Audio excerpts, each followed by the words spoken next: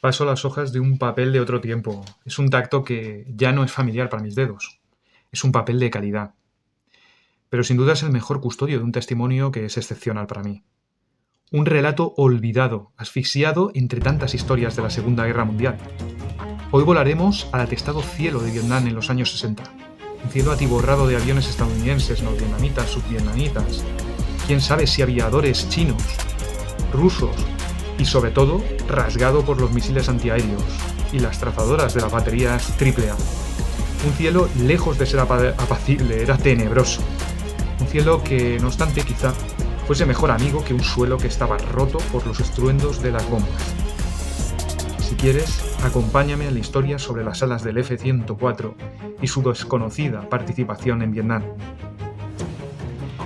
He hablado muchas veces de la colección esta de fascículos del mundo de aviación. Era realmente una colección de calidad. Ya lo hemos dicho, de otro tiempo.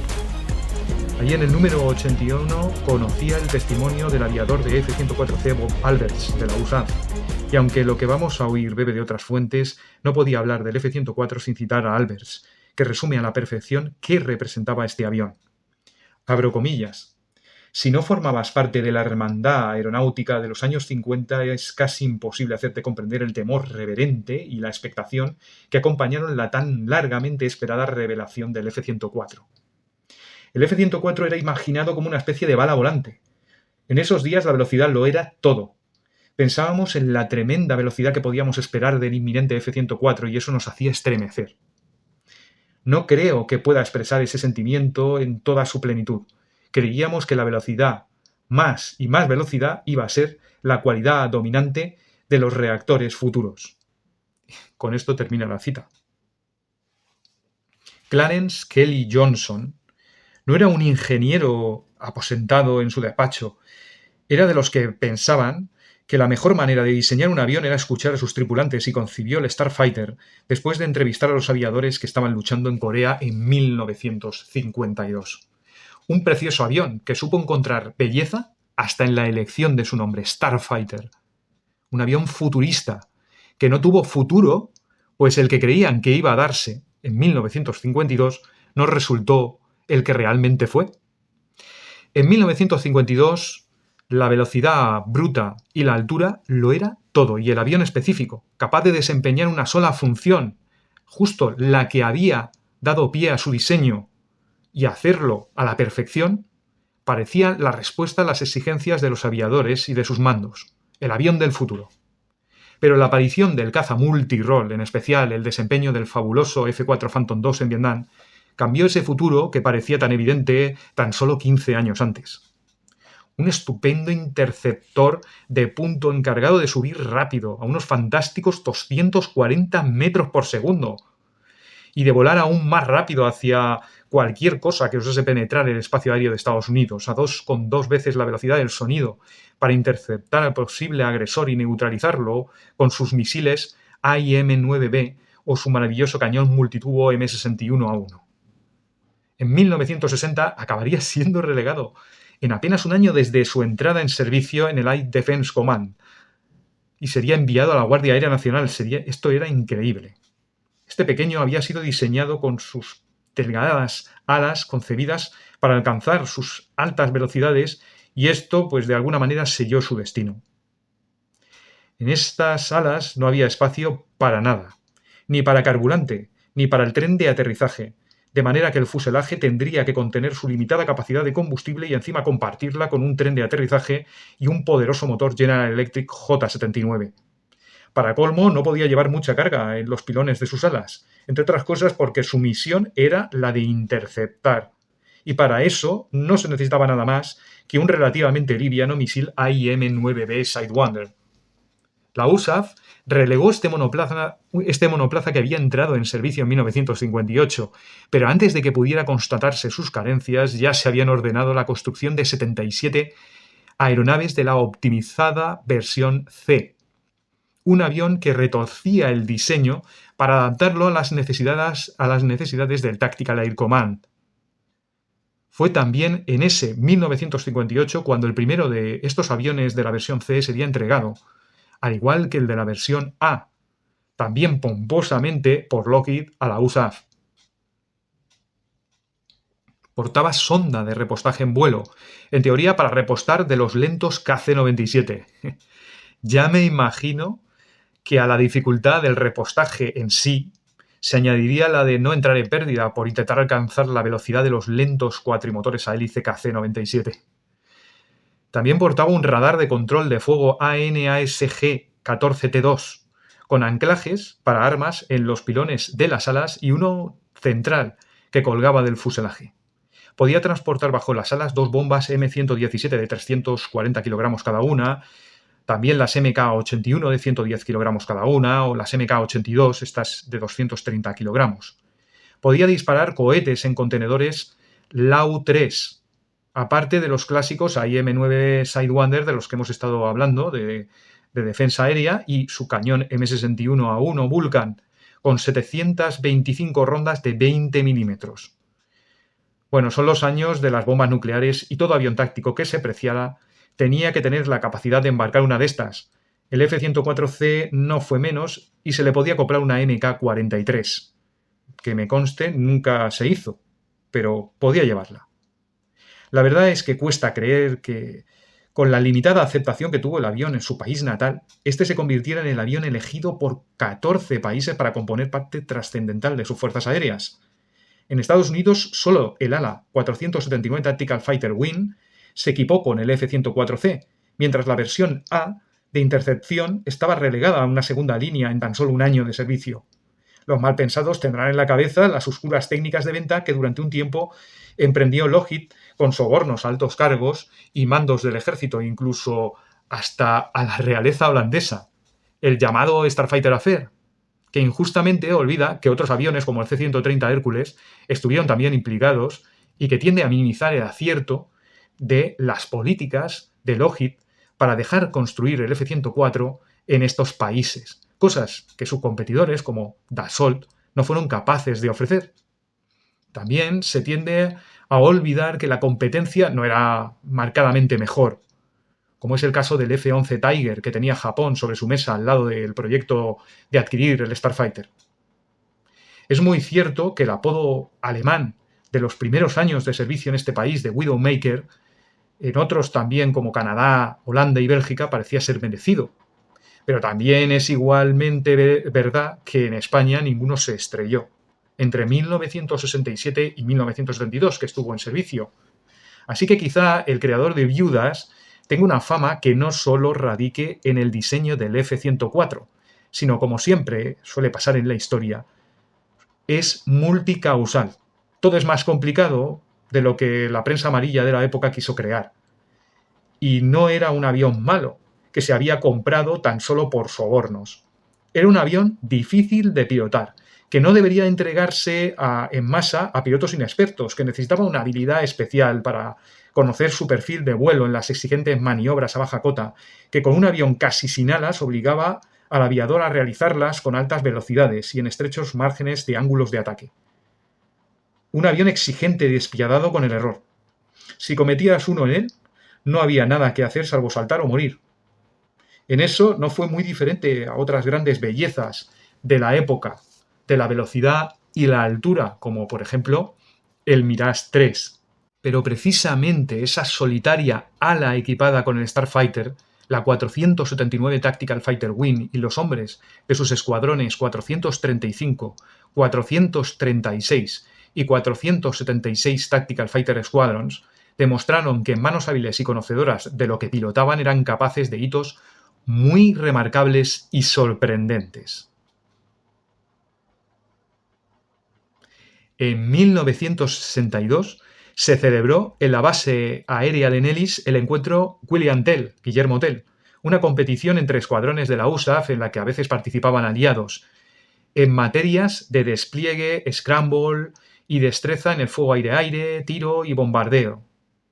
Un solitario F-104C, pilotado por Charles Armstrong Toffery, consiguió el increíble resultado de 19.018 puntos de los 24.000 posibles, quedando el siguiente aviador, el capitán Salvucci, con un F-100D de la base aérea de Cannon en Nuevo México, a más de 2.000 puntos de diferencia.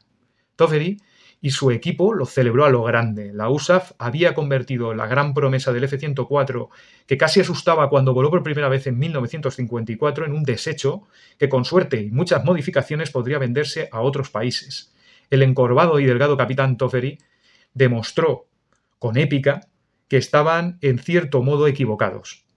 Quedará inmortalizado en ese hito, que hoy puede verse en YouTube, en un vídeo, con su montura laureada, el 570914. A ambos se les llevaría el conflicto de Vietnam tan solo 4 años después. La gran velocidad y poca maniobrabilidad del Lockheed F-104C exigían nuevas técnicas de combate para oponerse a aviones más hábiles y lentos. Quizá por ello la 479 Tactical Fighter Wing fue un ala con una reputación en cuanto al nivel ACM de sus pilotos, Air Combat Maneuver.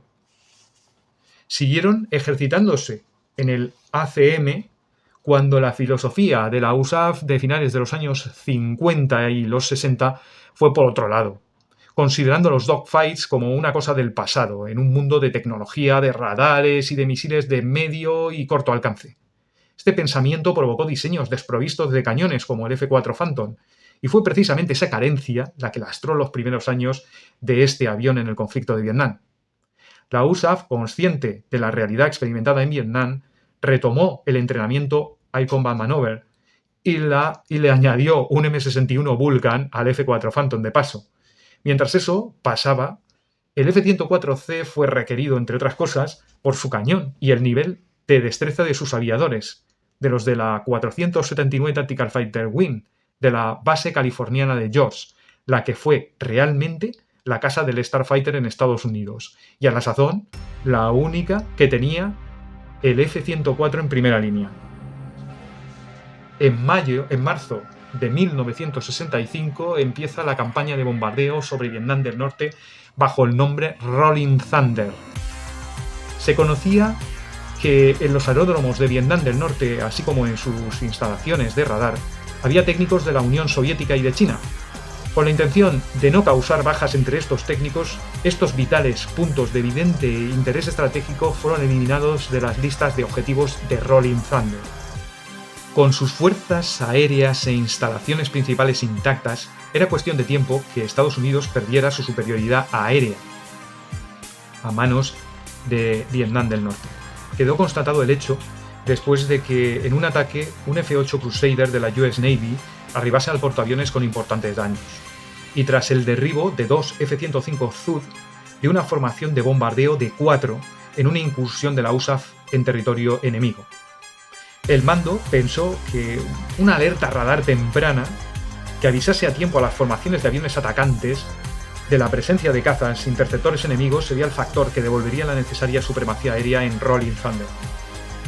Para ello se desplazaron los cuatrimotores Lockheed EC-121 de Warning Star, que con su radar buscador superior ANAPS-45 y el ventral ANAPS-20, posteriormente cambiados por el APS-103 y APS-95, estos lentos y vulnerables aviones serían desplegados en parejas, uno con código Ethan Alpha bordeando la costa enemiga y otro más al interior del mar, conocido como Ethan Bravo, orbitando a mayor lejanía. Ambos aviones localizarían amenazas y organizarían un denso tráfico aéreo en la zona, avisando ya de paso a los aviones que volaban hacia el territorio de la República Popular China que lindaba con la de Vietnam del Norte. Con el tiempo, la órbita de Ethan Bravo fue suplida por una que volaba sobre el territorio de Laos y fue llamado Ethan Charlie. Quizá lo podáis encontrar así en algunas publicaciones. Estos aviones, muy lentos, desarmados y muy valiosos, necesitaban algo en el cielo lo suficientemente capaz para ofrecer protección y disuasión a la Fuerza Aérea de Vietnam del Norte. La elección estuvo clara para el mando. Necesitaban el Starfighter, a la única ala que estaba disponible. De esta manera empezaba el despliegue de los Starfighters en Vietnam. El primer tour de combate llegó a la base de Quang Cung Quan Air Base en Taiwán en abril de 1965 y duraría hasta diciembre de ese mismo año. Los 3 escuadrones del ala acabarían completando un servicio. Del 19 de abril de 1965 al 11 de julio de ese año, le tocó el turno al 476 Tactical Fighter Squadron. que fue relevado el 12 de julio de 1965 hasta el 12 de octubre de 1965 por el 436 Tactical Fighter Squadron. Por último, del 12 de octubre de 1965 al 20 de diciembre, ocuparían el 435 Tactical Fighter Squadron. Los pilotos del F-104C completaron un programa adicional de entrenamiento Air Combat Maneuver basado en combates disimilares con aviones F-86H Sabre, F-5 Fighting Falcon y F-106 que intentaban simular los MiG-17 y 21 del enemigo en lo que se llamó Project Feather Duster. No sé si pasaron todos los Squadrons por aquí, pero al menos sí que tengo la certeza de que lo hizo el 435 Tactical Fighter Squadron. Cada escuadrón envió 24 aviones a Kung Quan y a su vez desde allí se enviaban 14 de estos aviones en turnos a la base de Vietnam del Sur, Da Nang, desde donde operarían en combate en rotaciones de 10 días. En Vietnam, la misión primordial de estos primeros Starfighter era dar protección aérea a Vietnam del Sur frente a una posible ataque de bombarderos Ilyushin Il-28 Beagle que tenía Vietnam del Norte o cualquier otra incursión de este tipo. Este trabajo es fácil de resumir porque la Fuerza Aérea Norvietnamita solo realizó misiones muy esporádicas sobre Vietnam del Sur y ninguna altamente ofensiva. Quizá, quién sabe, porque no era una buena idea aventurarse en un cielo bien protegido por aviones muy capaces, los Convair F-102A Delta Dagger y los F-104C Starfighter. La misión más conocida de estos Starfighters son las patrullas Big Eyes para cubrir a los EC-121 Warning Star. Para ello, atención, se requería múltiples repostajes en vuelo, pues la misión oscilaba entre las 2 a 5 horas y entre 40 y 90 minutos ya estaba agotado el combustible del F-104C, que precisamente no había sido diseñado como un avión de escolta, que digamos. Los repostajes eran facilitados por 2 aviones KC-135 que eran imprescindibles para mantener los 12 aviones Starfighter necesarios por cada patrulla Big Eye. La limitada autonomía del caza implicaba que las formaciones de 4 aviones de escolta por cada uno de los 2 aviones radar, 8 en total, tuvieran 2 aviones a su vez en reserva, listos para entrar cada vez que alguno de los aviones titulares tenía que repostar. La misma razón, la autonomía, requería que los 4 F-104C que protegían al EC-121 que volaba a mayor distancia, Ethan Bravo, tuvieran 2 aviones de refresco para sustituir a los aparatos más cortos de carburante que lo escoltaban. Ya en estas misiones Big Eyes quedaba a las claras el talón de Aquiles del tipo, con su corto radio de acción. La complejidad de los repostajes y aviones reserva son una prueba igualmente contundente como la que ratifica que en todo el desarrollo de las patrullas Big Eye, bajo la protección de los F-104, ningún avión norvietnamita se aventuró a acercarse a un Warning Star. De esta manera, el éxito de la misión es incontestable. Al parecer, la fama del Starfighter debería haber llegado a Vietnam del Norte. Si los aeródromos no podían ser objetivo de Rolling Thunder, había que eliminar los efectivos aéreos del enemigo en pleno combate. No había otra manera.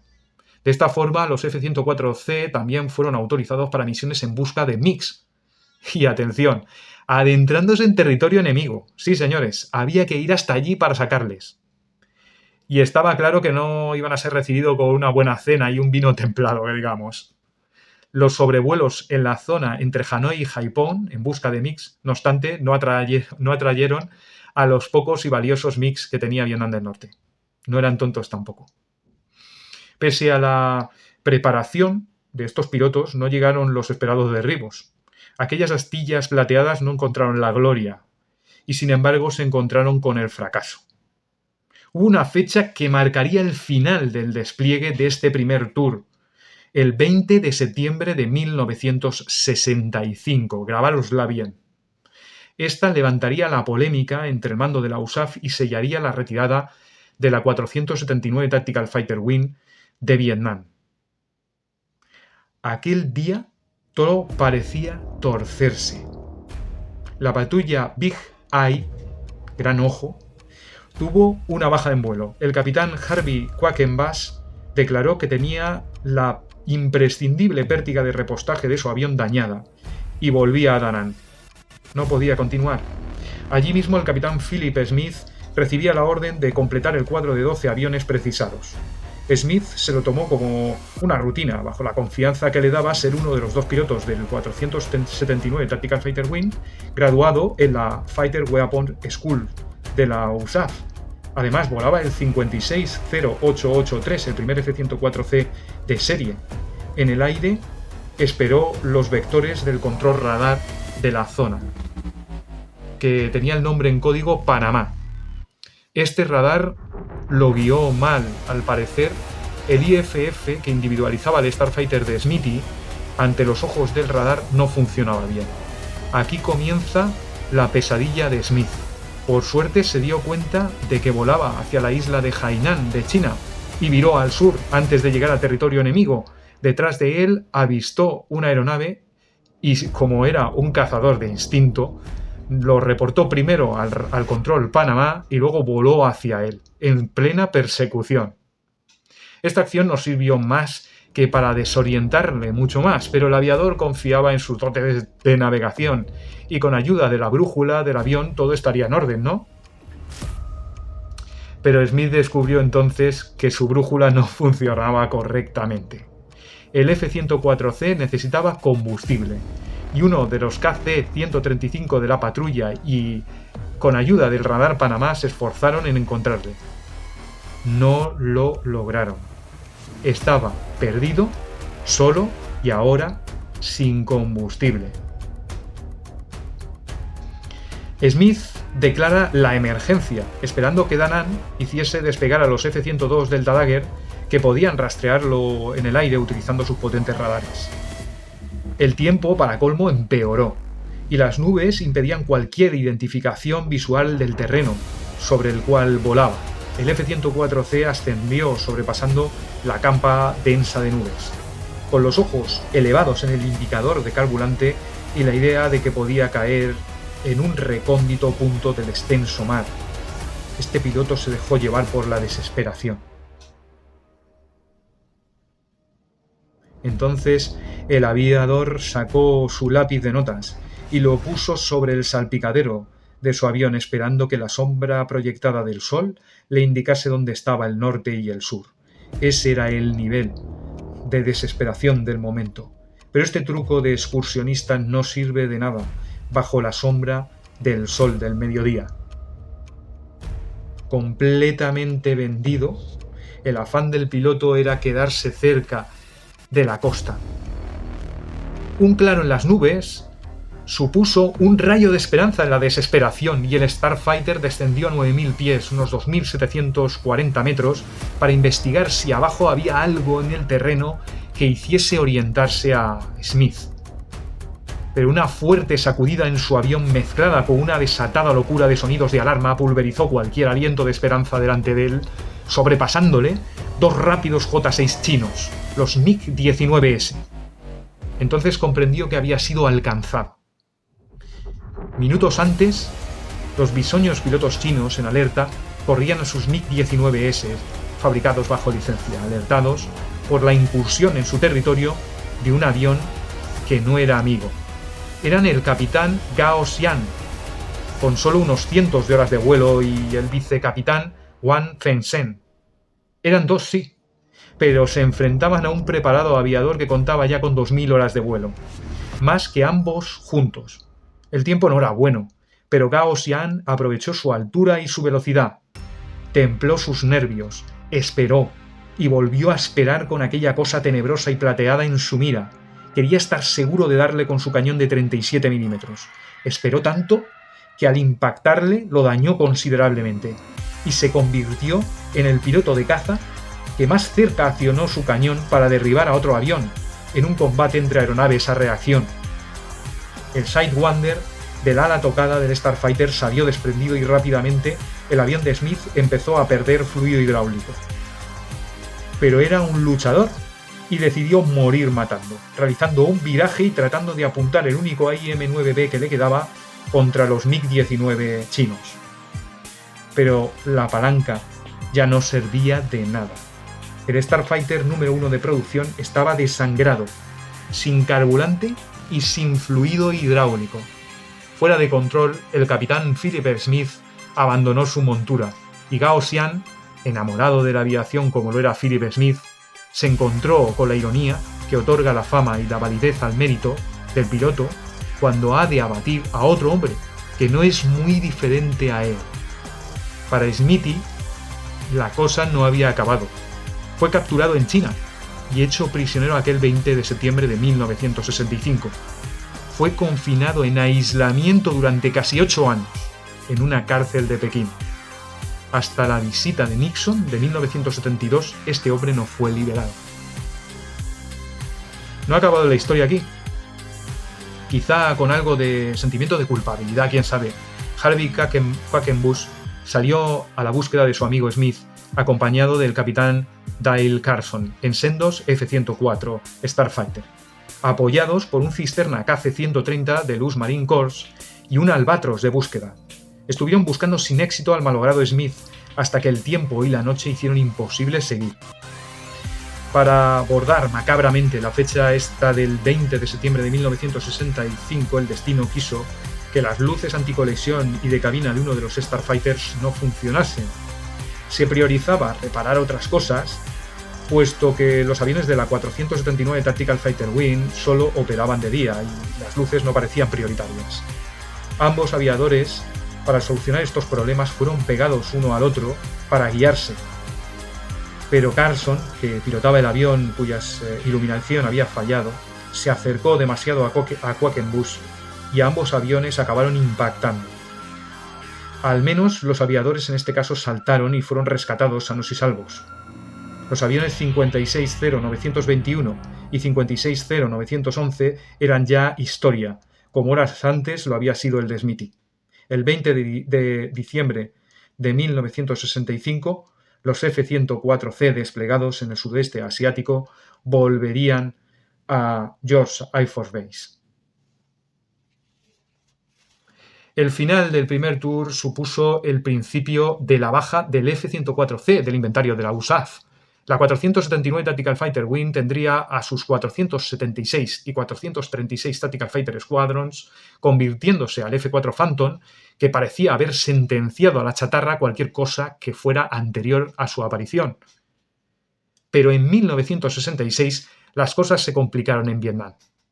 Con múltiples bajas por misiles antiaéreos SAM y antiaéreas tradicionales, las formaciones de F-105 Thunder Chief empezaban a acompañarse de aviones de contramedidas electrónicas Douglas EB-66 Destroyer y hasta de aviones específicos contra baterías de antimisiles, los F-105F Wessel. Los F-4 Phantom, que llegaban al sudeste asiático ya en buen número, adolecían de cañones. Era necesario algo que pudiera dar cobertura aérea a las formaciones de ataque de Thunder Chief y a los vulnerables aviones en misión de contramedidas.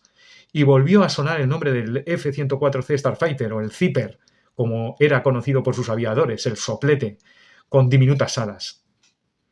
Para este tour, los aviones serían engalanados con un vistoso camuflaje en 2 verdes y un marrón, y en grises en las superficies inferiores, un acabado que he de reconocer que no les quedaba nada mal, aunque no se puede dudar que la belleza de este avión, y quizá sea por esto, soporta cualquier cosa que sobre su piel se transmuta hasta en arte. Con la 479 Tactical Fighter Wing en plena transformación al F-4, solo podía enviarse los efectivos del único escuadrón equipado entonces con F-104, el 435 Tactical Fighter Squadron. Este único escuadrón soportaría el peso del segundo tour del F-104 en Vietnam. Los 20 aviones de este segundo tour llegaron del 6 de junio al 22 de julio de 1966 y fueron destacados en la base tailandesa de Udorn, agregados a la mítica 8 Tactical Fighter Wing, la del coronel Robin Olds. En Tailandia, que es donde se encontraba Udorn, el F-104 tenía menos recorrido para llegar a Vietnam del Norte, lo cual, con su hándicap del carburante, pues la verdad es que venía muy bien. Aquí su misión principal sería la escolta de los F-105 Thunder Chief y los F-4 Phantom, que se empleaban en atacar Vietnam del Norte. Las coberturas a los aviones B-66 Destroyer también se completaron con las de los aviones F-130 Hércules de reconocimiento electrónico. Durante algún tiempo se especuló con la utilización combinada de los F-104C y los F-4 Phantom para abatir MiGs enemigos. Los F-4 Phantom tenían un radar tan potente que les permitían disparar sus misiles AIM-7 Sparrow fuera del alcance visual contra un avión enemigo, pero en los atestados cielos de Vietnam se requería una confirmación visual previa de que se disparaba contra un avión de las Fuerzas Aéreas de Vietnam del Norte y no contra uno chino o un avión estadounidense. Se pensó que en el momento en el que el F-4 localizase una formación enemiga, los zippers irían zumbando y como un rayo a reconocer si estos aviones eran o no enemigos, dando el ok a los Phantom que lanzarían sus Sparrow contra ellos. Después de esto, los Starfighter irían a ver qué había pasado y si era necesario, que con la tasa de error y mal funcionamiento del AIM-7 en los climas del sudeste asiático, sería muy necesario. Irían a rematar con los cañones Vulcan y sus AIM-9B Sidewinder a los enemigos. Pero los MiGs nunca se pusieron en situación de ser atacados de esta manera. Así las cosas, se veía que no quedaba más que seguir con las misiones de escolta. No eran tan glamurosas como la caza libre de aviones, pero había garantías de que eran enormemente más peligrosas, especialmente las llamadas misiones Iron Hand, mano de hierro, o de acero, ¿no? Donde daban cobertura a los Thunder Chiefs en misión Wild Wessel. Las misiones Wild Wessel tienen su nombre bien puesto. Lo de comadreja salvaje viene muy bien, desde luego. Era un animal irascible y loco, insensato, y siempre dispuesto al zarpazo aunque en ello le vaya la vida. Estas misiones consistían en ponerse a tiro de los misiles antiaéreos y esperar a que el enemigo los lanzase contra ti. Con el misil ya yendo a por ti, guiado por un radar en tierra, el operador de sistemas localizaba la fuente de radiación del radar y le lanzaba un AGM-45 Strike, un misil que tenía la mala costumbre de recordar dónde estaba la emisión de radar, aunque éste se hubiese apagado. La tripulación de estos F-105F Wild Wessel esperaba que tras destruir el radar con este misil, el misil antiaéreo que le habían lanzado, quedase errático e inofensivo. Ah, claro, y todo esto también esperaban no ser noqueados por la antiaérea tradicional de cañón. Era una auténtica locura de misiones que llevaban a los F-104C por arriba. Allí, en medio del fragor de misiles, la esperanza de un aviador de Starfighter era que los Wild Wessel hiciesen bien y rápido su trabajo, y uno de esos enormes misiles no los enviase al otro barrio. Los F-105F iban equipados con alertadores de misiles, pero los F-104C iban a este escenario ciegos, con la venda bien sujeta a los ojos, bien ceñida. Hay que reconocer el valor de esta gente. Iron Hand es un baile con la muerte. Uno de esos episodios de la historia que hace preguntarme qué lleva a alguien a sacrificarse en una muerte desagradable para el beneficio de otro que seguramente estaba disfrutando de un whisky de 12 años en una reunión de congresistas con orquesta en Washington. Tanto las tripulaciones de Thunder Chief de ataque al suelo como la de los Wild Wessel valoraron muy positivamente las escoltas de los zippers. Este segundo tour también tuvo su día negro, y este fue el día 1 de agosto de 1966. En este día, dos Starfighters, que servían a dos misiones de escolta diferentes de F-105F Wild Wessel, fueron derribados por los misiles antiaéreos SA-2 Guideline de Vietnam del Norte. Sus dos aviadores, el capitán John Kowarnik y el teniente coronel Arthur Finney, morirían.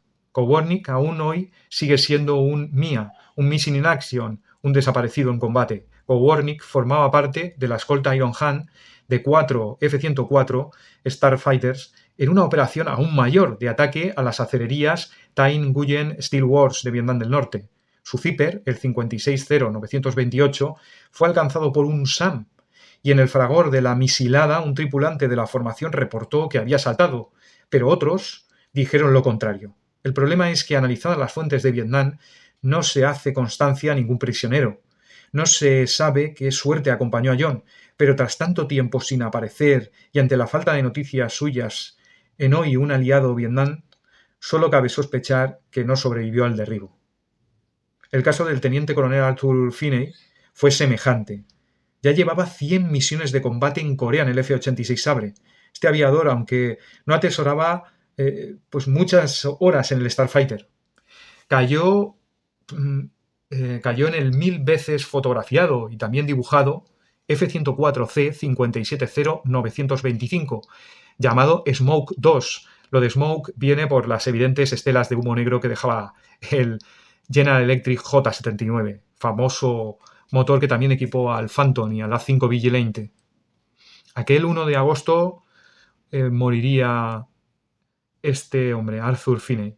Mike Monty, un compañero de este aviador, no puede quitarse la imagen de la despedida del teniente coronel y de su hijo, de 6 o 7 años, en la base de George, antes de partir a Udor.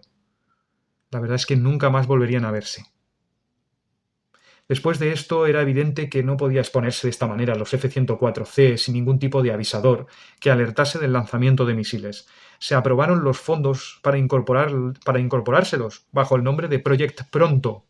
El Project Pronto consistía en añadir el APR-25/26, cuyos receptores y emisores son esas protuberancias que, de nuevo, pese a su tamaño y sus formas, no consiguen afear la estética imagen de un zipper. Este añadido debía ser interno, ya que no podía desperdiciarse uno de los pocos pilones de armas de un Starfighter en añadir un triste pod de contramedidas electrónicas. En los F-4 y los F-105 había sitio para ellos, en el apretado diseño del F-104C no. Este fue otro hándicap unido a su sempiterna falta de autonomía y a su poca capacidad de carga bélica. Con todo, hasta diciembre de 1966 no estuvieron listos los aviones modificados y hasta esta fecha había que buscarles misiones menos expuestas en territorios menos densamente protegidos que los cielos de Vietnam del Norte. De esta manera se les destinó al ataque al suelo y la supresión de defensas antiaéreas en Vietnam del Sur y en Laos. Los pilotos de F-104 tenían reputación en cuanto a la precisión de sus bombardeos. La fama fue realidad cuando el 476 Tactical Fighter Squadron en el primer tour lo demostró, realizando misiones secundarias de este tipo, en el año 1965. Abandonaron por un momento los misiles AIM-9B por un par de bombas colgadas de las estaciones bajo las alas. Comúnmente fueron solo una pareja de M117, aunque también no es descartable que montasen las Mark 81, las Mark 82 y los lanzadores de cohetes Lau-3. En la punta del ala montaron los necesarios depósitos supersónicos de 738 litros, tan característicos del avión de Lockheed.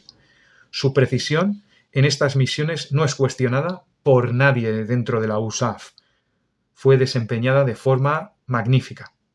No obstante, el día 1 de septiembre de 1966 un SAM derribó el Zipper del capitán Norman Lohar, causándole la muerte sobre los cielos de Laos. Este tour estaba siendo considerablemente más sangriento y sacrificado que el otro, pero aún lo sería más. El 20 de octubre de 1966 el 56-0-918, bautizado como Hog Wild y comandado por el ganador del William Tell de la competición Guillermo Tell de 1962, el capitán Charles Toffery, se hallaba bombardeando la llanura de Yars en Laos cuando la antiaérea alcanzó fatalmente su avión, segando la vida de su piloto. Cuesta ver las imágenes festivas y triunfantes de Toffery ante su hazaña en la competición William Tell, sabiendo que 4 años más tarde él y el avión que le transportó a la fama sería también el que le conduciría a la eternidad. La aviación es un amante que da mucho, pero es caro el precio que demanda de vuelta.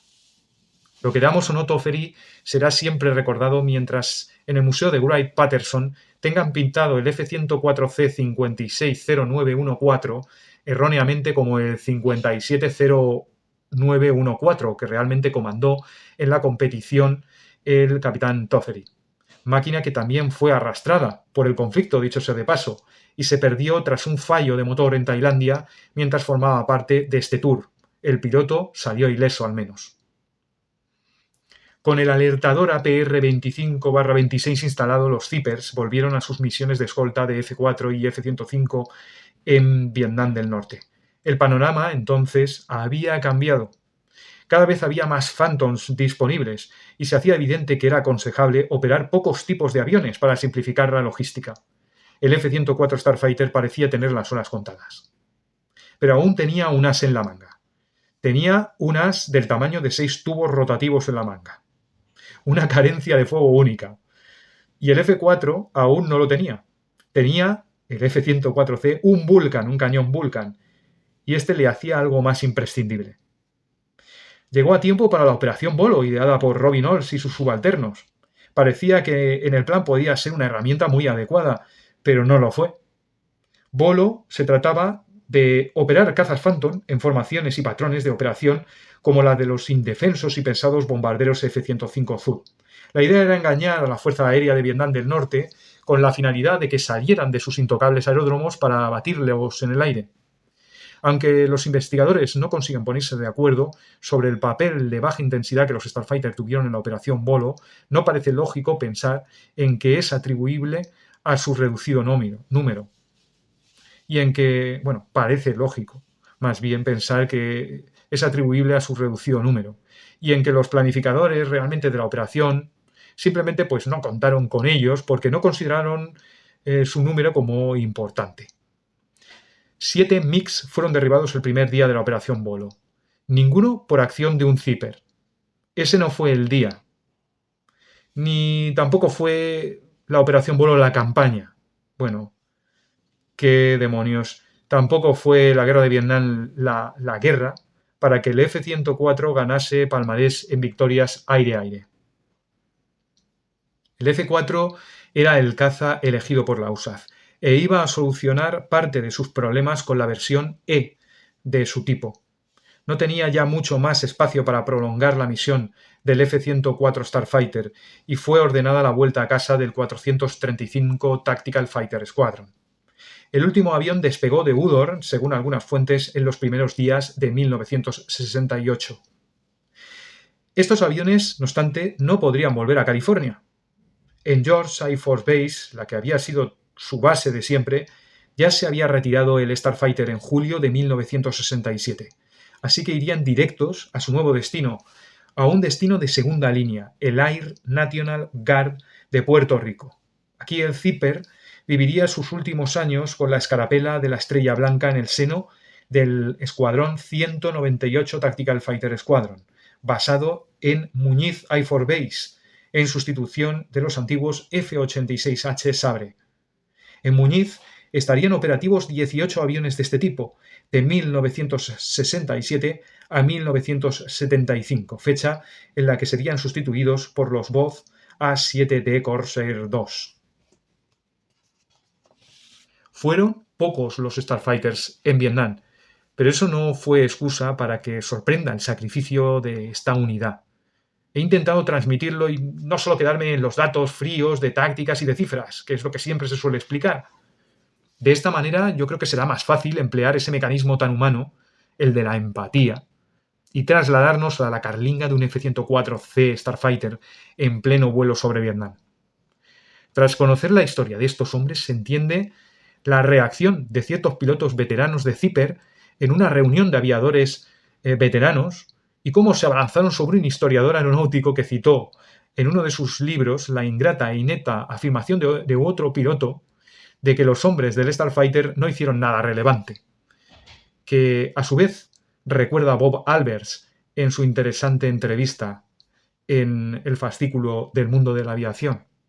Seguramente, como opina Albers, fuera la lógica reacción de envidia generada cuando los aviadores del Starfighter aparecían resonando esas espuelas características que llevaban, que eran necesarias para anclar sus pies al asiento eyectable en caso de tener que eyectarse. Pues estas espuelas resonaban a la entrada del bar Doom de la base aérea de Da Nang, al más puro estilo oeste. O saber que estaba ante una selección de pilotos elegidos para volar un avión muy poco numeroso y muy exigente, una máquina que desde luego no era para cualquiera. El F-104 no derribó ningún MiG en Vietnam y, sin embargo, perdió 14 aviones. 8 por acción de misiles antiaéreos y antiaérea tradicional, 5 por fallos y accidentes y 1 por derribo directo por J-6 chinos. Este es un homenaje a quienes no volvieron, al que tardó casi 8 años en volver y a los que lograron sobrevivir uniendo inseparablemente su vida al vuelo del misil tripulado, la astilla plateada, el soplete, el fantástico y precioso F-104. Espero que esta larga historia os haya provocado el impacto que logró en mí cuando, siendo un niño de 8 o 9 años, leí la entrevista de Robert Albers mirando con pasión un F-104C Starfighter de Estia 1.72 que mi hermano mayor había pintado con los colores del sudeste asiático y que colgaba de una repisa con unos hilos. Aquella cosa sobrevivió al paso del tiempo y ocupa un lugar de honor en mi colección, en gran parte por culpa de este testimonio y de la historia de estos aviadores. Como curiosidad, solo decir que las configuraciones de escolta en Vietnam, los F-104 montaban sus AIM-9 Sidewinder en los tips, dejando los anclajes bajo las alas para los depósitos de 738 litros, que además, según tengo entendido, podían hasta eyectarse, en caso de ser necesario. No usaron los anclajes tipo catamarán, tan preciosos y llamativos y característicos de los F-104 que tenían montados en el vientre, al parecer porque mermaba las capacidades maniobreras del avión. Antes de montar los misiles ahí en misiones en las que era necesario ocupar los 4 depósitos y 2 de ellos tenían que ser ubicados donde irían los misiles AIM-9, preferían volar sin Sidewinder, atención, y confiar únicamente en el cañón como única arma ofensiva. La verdad es que este cañón no fallaba. Para aquellos quienes pongan el acento en sus problemas de diseño e intenten extrapolarlos a los supuestos déficits de la versión más exitosa, la versión G del F-104, solo decir que el F-104G tenía mejores capacidades multirol, pues llevaba mejor radar. Se le dotó también con una computadora de armas. Podía montar armamento mucho más variado y tenía la capacidad de adaptar sensores en sus pilones. Llevaba data link, guía inercial y tenía un mejor piloto automático. Su alcance en los diminutos países europeos no fue un problema tan grave. Y no vamos a hablar de la versión italiana F-104S, de ayornamiento del sistema de arma, que podía equipar los misiles Aspid, equivalentes a los misiles AIM-7 Sparrow, y podían ser disparados más allá del alcance visual. Este aparato sería ya la quinta esencia del F-104G. Bueno, espero que os haya transmitido un poco las vivencias de esta gente, os haya despertado el interés por la participación de estos aviones en la guerra de Vietnam. Una participación que ha quedado marginada completamente. Ya habéis visto lo que se escribía de ellos para relativizar la importancia que tuvieron tan pocos hombres y el sacrificio que estos llegaron a hacer por su país. Muchísimas gracias por aguantar este peñazo y espero que me sigáis en la próxima historia. Muchísimas gracias. Chao, chao.